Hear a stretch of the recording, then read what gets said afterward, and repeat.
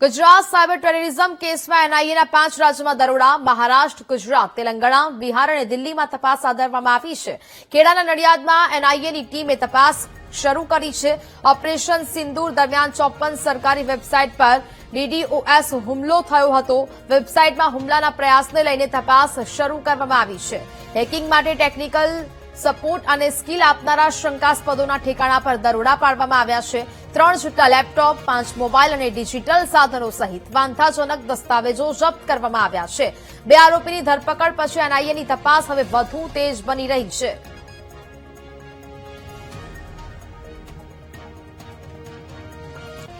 તો મહારાષ્ટ્ર, ગુજરાત, તેલંગાણા, બિહાર અને દિલ્હીમાં તપાસ કરવામાં આવી રહી છે. ખેડાના નડિયાદમાં એનઆઈએની ટીમ દ્વારા તપાસ શરૂ કરવામાં આવી છે.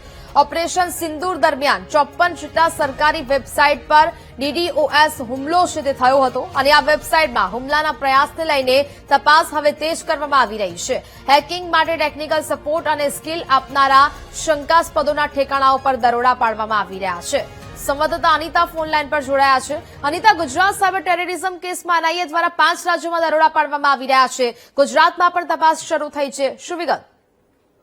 જે ખાસ તો જે પ્રકારે ઓપરેશન સિંદૂર દરમિયાન જે સરકારી એન્ટિટીઝને જે 54 જેટલી વેબસાઇટ ઉપર DDoS નો જે હુમલો થયો હતો તે કેસની અંદર એનઆઈએ અત્યારે તપાસ તેજ કરી છે. ખાસ કરીને ગુજરાત સાયબર ટેરરિઝમ કેસને લઈને અત્યારે એનઆઈએ દ્વારા 5 રાજ્યોમાં દરોડા પાડીને તપાસ હાથ ધરવામાં આવી છે, જેમાં મહારાષ્ટ્ર, ગુજરાત, તેલંગાણા, બિહાર અને દિલ્હીનો સમાવેશ થાય છે.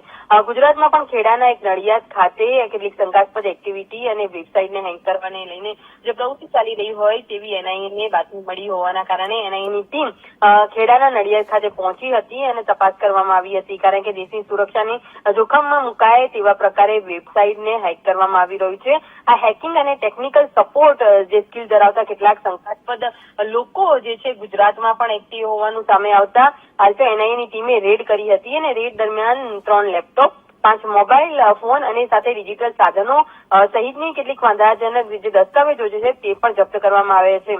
આ કેસમાં હાલ તો 2 આરોપીની અગાઉ પણ ધરપકડ થઈ ચૂકી છે અને અન્ય આરોપીઓના નામ ખુલતા હાલ તો એનઆઈએની જુદી જુદી ટીમ દ્વારા આ 5 રાજ્યોમાં સર્ચ ઓપરેશન હાથ ધરવામાં આવ્યું છે અને શંકાસ્પદ લોકોની અટકાયત કરીને તપાસ હાથ ધરાઈ છે. બિલકુલ અનિતા, જાણકારી બદલ આપનો આભાર.